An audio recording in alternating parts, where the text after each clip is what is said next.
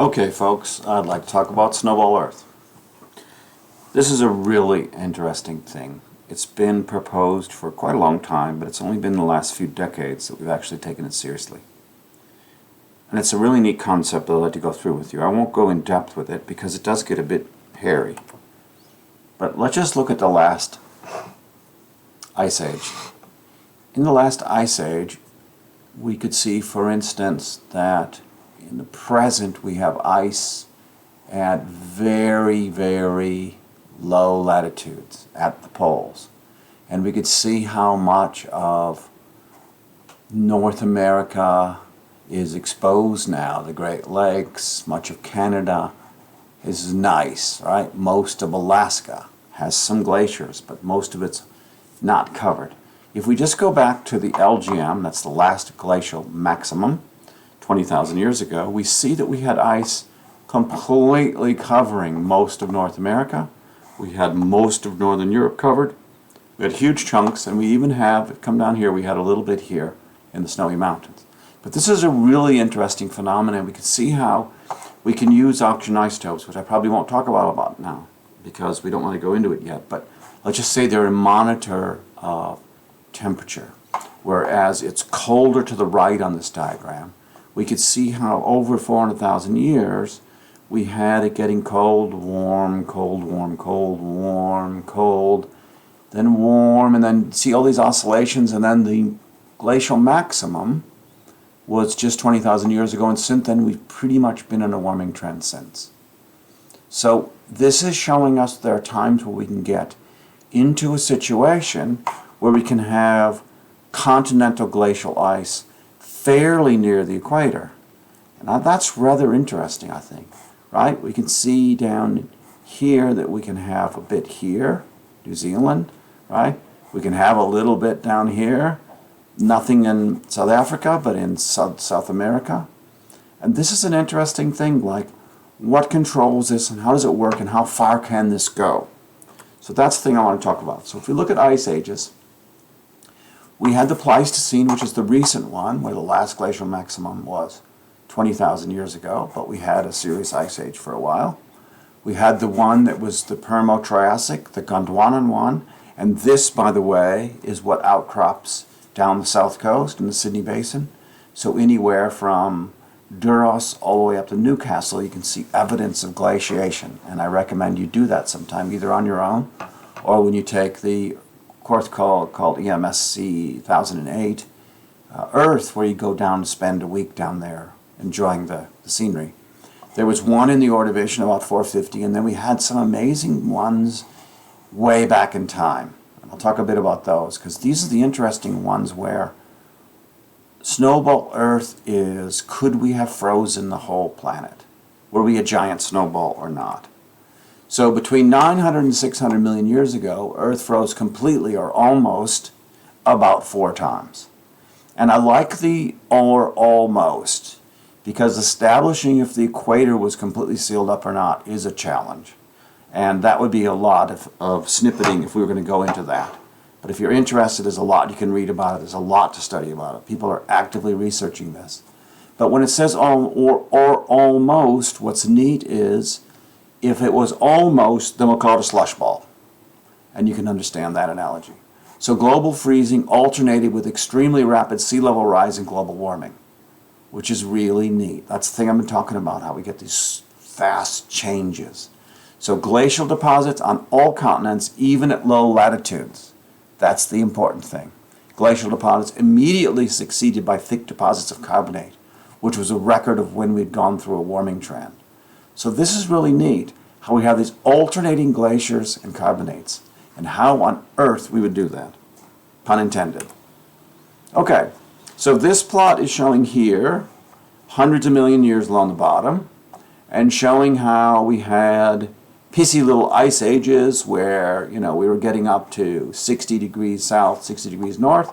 So what we're talking about is North Pole, South Pole, and how far towards the equator we had ice. So in a normal glacial period, like the Gondwanan one, and the latest ones we just had, a few other ones, we've had many ice ages. And you could see how these ice ages correlate with a lot of other weird things. And we can get into that, but you know, it is quite amazing that there are big correlations between, for instance, ice ages and mass extinctions, and ice ages and breakup of supercontinents, and et cetera, and we're still trying to figure all that out. But we have here two where we're suspecting at about 600 something and 700 something, 100 million years ago, that we had an event in the Neoproterozoic where we froze at the equator. And one of these is called Sturtian, which is a word that you should all know, because Sturt was an explorer in mostly South Australia. There's a flower named after him. There's the Sturt Highway.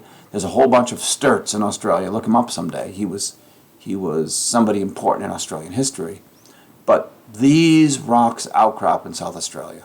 So what I think is cool is that these rocks you can find in South Australia, these rocks you can find in the Sydney Basin, and these rocks you can find up in the Snowy Mountains.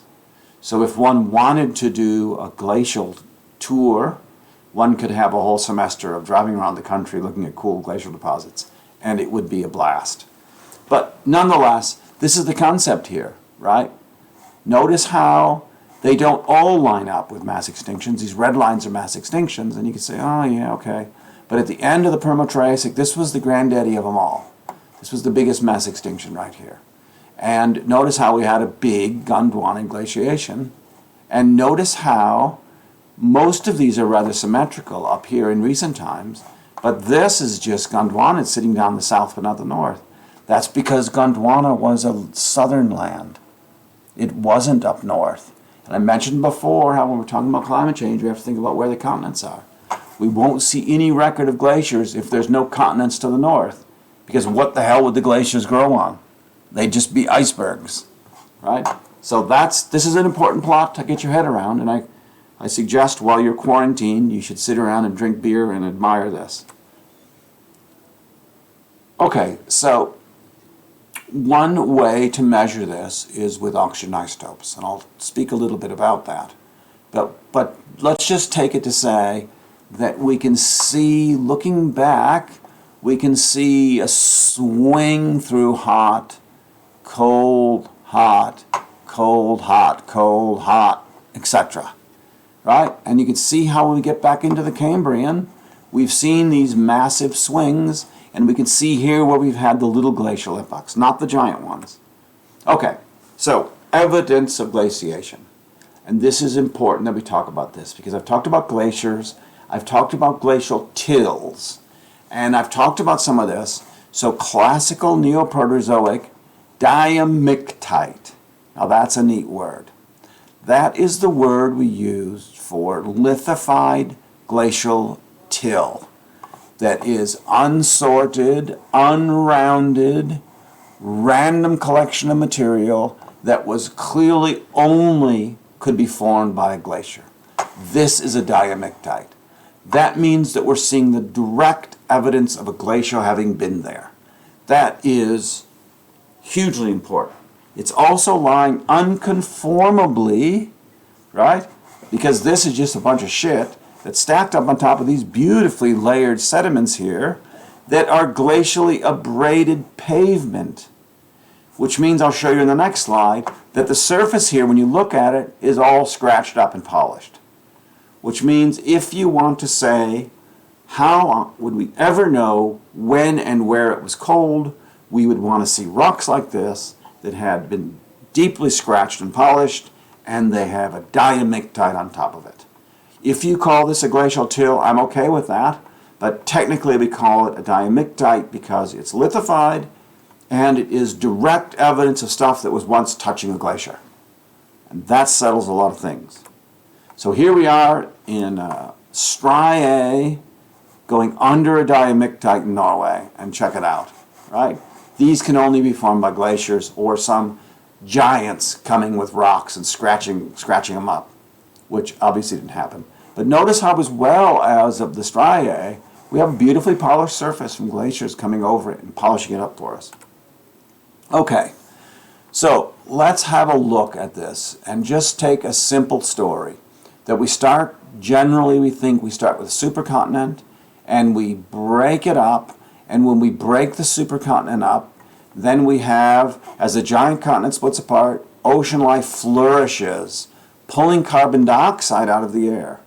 Okay, so don't worry about the carbon isotopes now. Let's just talk about the fact that as we start to have lots of critters in the ocean, and they have shells made out of CO2, actually calcium carbonate, but they suck the CO2 out. As they suck the CO2 out, we decrease the CO2 in the air and we start to get sea ice. Right? That is a really important thing. An almost total absence of photosynthesis during the ice age, the sea floor sinks. Okay, so the idea is we go from pretty nice and warm, breaking up the continent, making new environments where we can have critters eat the CO2, and then we get sea ice. Okay, so here's where it really gets fun. Now we've got a situation where we've gone into cold and we're going to start warming. As we start to warm, we start to see that we have icebergs melting. As the icebergs melt, we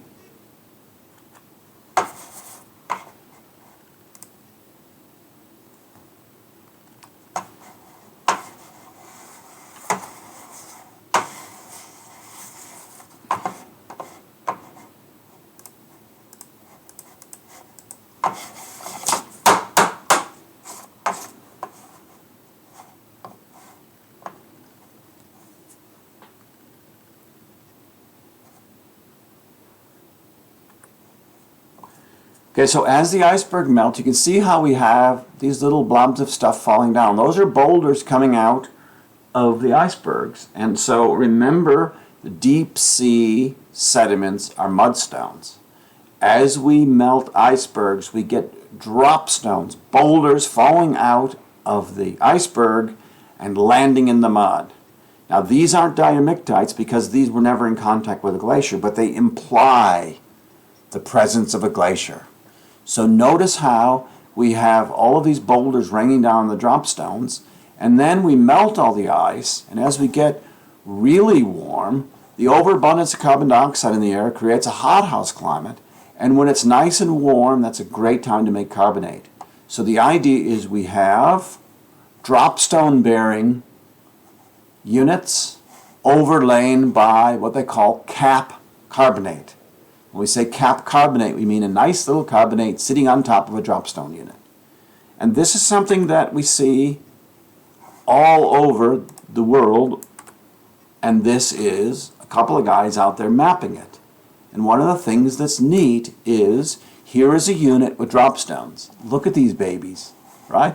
Fine sedimentary bedded units with big chunks of random sized, random shaped, random composition, rocks that have fallen out of icebergs and bombed the ocean floor. And then all of a sudden, bang, that's over with, and this is all carbonate, cap carbonate. So that's the neat story about Snowball Earth, is that as we go around to the Neoproterozoic of the world, we go to Norway, we go to South Australia, we go to Namibia. There are famous places on Earth that people like this guy, and this guy, Paul Hoffman, has been one of the people that's been pushing this the most the last few years. He spent most of his life mapping Canada, and then he moved eventually to Harvard, and then he was the biggest proponent of Snowball Earth. Now he's retired. I'm sure he's still doing this because these guys can't help themselves. Okay, so the idea here is the famous unit, this, however you pronounce it, the Gob Formation in Namibia, and there's a rock hammer for scale, but look at this stuff. It's just fine sediments completely loaded with rubbish. And it's really neat that if you go down to the Ulladulla mudstone, and even if you don't become a geologist or whatever in your life, go down the Ulladulla mudstone because it's nice swimming around there. You could even go surfing for those of you that are surfers. Have a look in the rocks around there and you'll find some drop stones. And they're really quite fascinating because they have no business being there unless a glacier did that. And I like to imagine, if you think about a dropstone, if you were in the Neoproterozoic in a submarine, driving around with these icebergs above you, you would be getting pelted with boulders. You could hear it smashing into your submarine. One of the ways we can tell it's a dropstone again, ice rafted debris, just means dropstone, is that look at how the mud has been deformed as it plopped on it, and then the stuff on top has to come over it and eventually goes back to flat line. This is classic ice rafted debris, dropstone. There's a beautiful dropstone, right? I could show them to you forever. But go to Oladola and admire them yourself. Okay, so we have a story here that involves a lot of things, including albedo. So we start here where we've got things are reasonable temperature, right? We've got ice at the poles. We have a total albedo of 0.3. We've got a little bit of CO2 in the atmosphere, right? Things are puttering along, okay, fine. Now we go through a cold period. There's bugger all CO2 in the atmosphere. There's a really high albedo. Now we're starting to make some serious ice. Notice how we're covering up a bunch of the continents, right? Then let's go to an albedo of 0.7, right? And we can see that we've got a lot of ice, but now CO2 is going up through volcanic activity. Remember we talked about how if we want to warm, we'll put CO2 by having a plume, a lip, a flood basalt to get CO2 in the atmosphere. CO2's up, but we're still cold. We have glacial deposits. When that CO2 catches up, we're going to warm up. We're going to melt all the ice. We're going to have the albedo go way back down, and we're going to precipitate carbonate on top. So this would be a snowball freeze-fry scenario, which is a really neat one, and this is a great cartoon to get into your head of how this works. So just once again, this is a picture in China of cap carbonate sitting on top of a diamictite on the right. Cool. Okay, just a few thoughts.